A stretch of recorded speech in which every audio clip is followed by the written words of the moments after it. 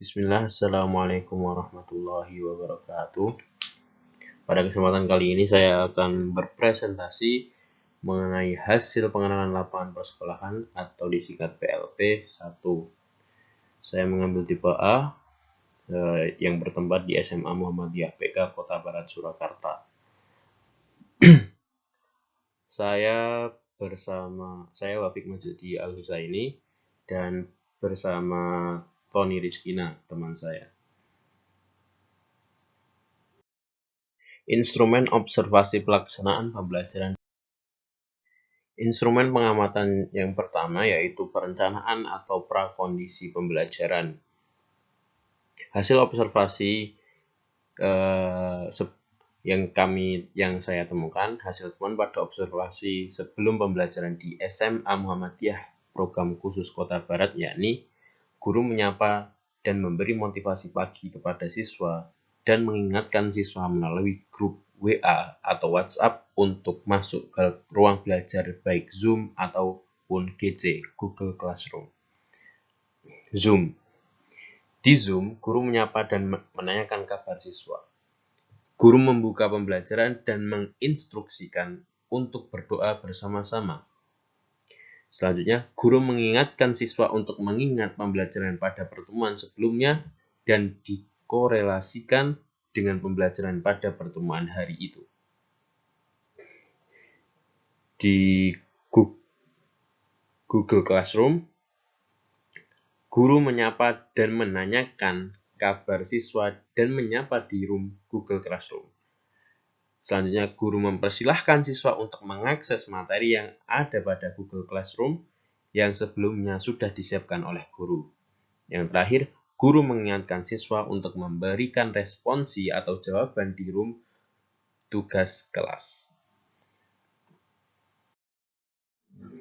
Pada instrumen pengamatan yang kedua, implementasi model atau pendekatan atau strategi atau metode atau teknik atau taktik pembelajaran. Hasil observasi yang saya dapatkan, yang pertama, berpusatkan pelajar atau student centered, kaidah kooperatif, kaidah kolaborasi, dan lain-lain.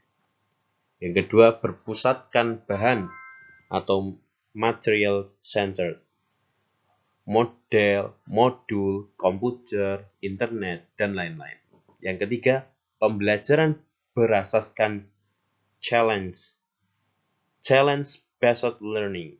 Yang keempat, pembelajaran berasaskan masalah, problem-based learning. Yang kelima, pembelajaran berasaskan project-based learning. Yang keenam, pembelajaran contextual learning. Yang ketujuh, pembelajaran cooperative learning. Dan yang terakhir 8, penemuan terbimbing, discovery or guided discovery. Instrumen pengamatan yang ketiga yaitu pemilihan dan pengembangan materi atau sumber belajar. Hasil observasi yang saya dapat, guru memakai sumber belajar dari berbagai buku referensi, kebanyakan buku paket, untuk melatih keterampilan siswa menggunakan buku soal-soal buatan sekolah. Selain itu, materi yang dibahas akan dikaitkan dengan kehidupan sehari-hari dan setiap pembelajaran akan dikaitkan dengan ketauhidan. Contohnya, jika dalam pembelajaran bahasa Indonesia mengenai cerpen, maka pesan atau nasihat yang ditemukan dalam kehidupan akan digali lagi oleh guru dan dijadikan sebagai pembelajaran di kehidupan nyata. Contoh lain yakni pada pembelajaran kimia terdapat materi tentang kehidupan atom, bahwa agar seimbang maka membutuhkan atom negatif dan positif yang saling melengkapi, sehingga jika dikaitkan dengan kehidupan dan ketauhidan, maka setiap makhluk akan hidup berpasang-pasangan. Instrumen observasi yang keempat yaitu penyusunan dan pengembangan lembar kerja peserta didik, LKPD. Hasil observasi yang saya dapat, LKPD yang digunakan yakni menemukan konsep dengan mengajarkan mengerjakan tugas yang telah disediakan oleh guru melalui Google Classroom. Latihan terkontrol mandiri yakni dengan adanya tambahan kelas untuk kelas 12 yang akan mempersiapkan ke jenjang perguruan tinggi yaitu UTBK. Ketika siswa di rumah dan mengikuti pembelajaran bersama guru. Latihan terkontrol berkelompok yakni dengan moving class. Ini berisi dua kelompok dari satu kelas yang akan mengikuti pelajaran secara bergantian dan dilaksanakan dengan tujuan agar siswa bisa lebih fokus ketika tidak terlalu ramai. Guru juga akan lebih mudah memberikan pelajaran. Instrumen pengamatan yang kelima yaitu pemilihan dan pengembangan media pembelajaran. Observasi yang saya dapat, media pembelajaran yang sering digunakan yakni WhatsApp atau untuk komunikasi utama. Google Classroom didukung dengan menggunakan Zoom apabila materi yang nantinya akan dibahas membutuhkan atau mengharuskan tatap muka secara daring agar siswa lebih jelas dan bisa memahami materi yang disampaikan. Untuk kegiatan try-in, menggunakan aplikasi Google Classroom dan ujian akan menggunakan aplikasi Zia karena lebih efektif untuk membentuk kejujuran siswa. Aplikasi ini tidak bisa dibuka bersamaan pada akun yang sama maupun membuka Google atau semacamnya. Instrumen pengamatan yang keenam adalah penilaian.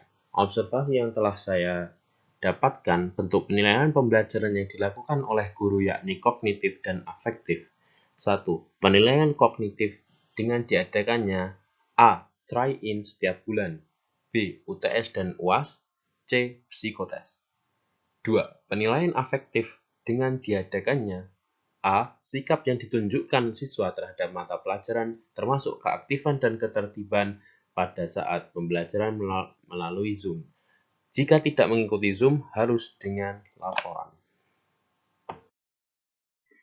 Instrumen yang ketujuh atau yang terakhir, yaitu lainnya, berisi tentang keunikan pada sekolah yang saya kunjungi. Hasil observasi dari itu adalah keunikan yang ditemui pada aktivitas pembelajaran yakni 1. Bahasa yang digunakan oleh guru dan siswa adalah bahasa Indonesia santai namun tetap sopan dan memahami waktu atau keadaan yang tepat ketika berbahasa.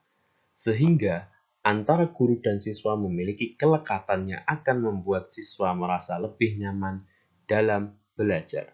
2. Dalam aktivitas pembelajaran guru lain dapat masuk ke suatu kelas yang melaksanakan pembelajaran meskipun hanya sekadar duduk ataupun mengerjakan tugasnya sendiri. Jika di sekolah biasa hanya terdapat wali kelas, maka di SMA Muhammadiyah Program Khusus Kota Barat terdapat tim kelas yang beranggotakan 1 wali kelas dan 2 pendamping.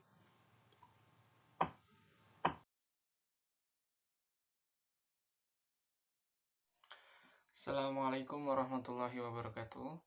Perkenalkan, nama saya Tony Rizkina. Saya merupakan mahasiswa aktif program studi pendidikan bahasa Inggris UMS.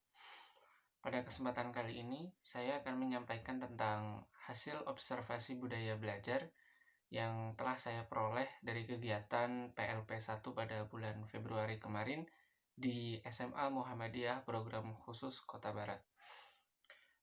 Sebelumnya, saya akan menjelaskan apa itu budaya belajar. Budaya belajar adalah serangkaian kegiatan dalam melaksanakan tugas belajar yang dilakukan oleh siswa sehingga menjadi sebuah kebiasaan. Di SMA Muhammadiyah Program Khusus Kota Barat sendiri, saya telah merangkum beberapa budaya belajar yang mereka laksanakan setiap harinya. Budaya yang pertama adalah kegiatan sapa pagi. Sapa pagi merupakan kegiatan yang dilaksanakan setiap hari selama 5 hari dari Senin sampai Jumat.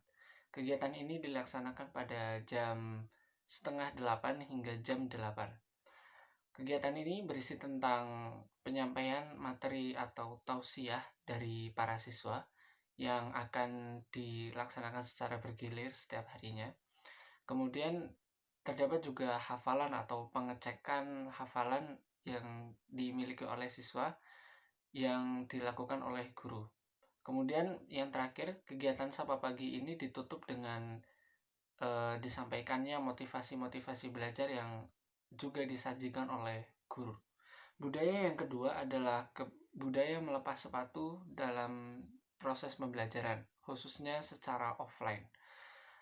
Budaya ini bertujuan agar membuat siswa merasa lebih rileks ketika melaksanakan pembelajaran. Hal ini disampaikan oleh Waka Kesiswaan pada saat pembukaan PLP 1 di SMA Muhammadiyah Kota Barat. Kemudian budaya yang ketiga adalah budaya memanggil guru dengan panggilan ustadz atau ustazah.